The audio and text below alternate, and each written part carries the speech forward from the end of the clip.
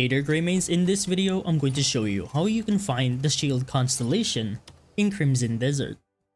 For this constellation you're going to need to be at the Stones of Time, which you can find if you head north of Demonist to a pond with pillars in the middle.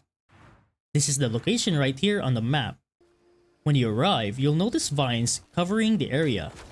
Burn them using a fire arrow, explosive arrow, or your blinding flash sword ability. Since the vines are connected, you'll have an easier time to burn them all. After that, move to the two rocks in the middle, and stand roughly between them. Activate your helmet and look up.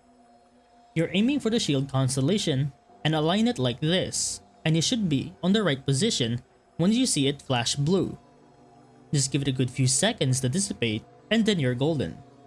And that's pretty much about it on how to find the Shield Constellation in Crimson Desert.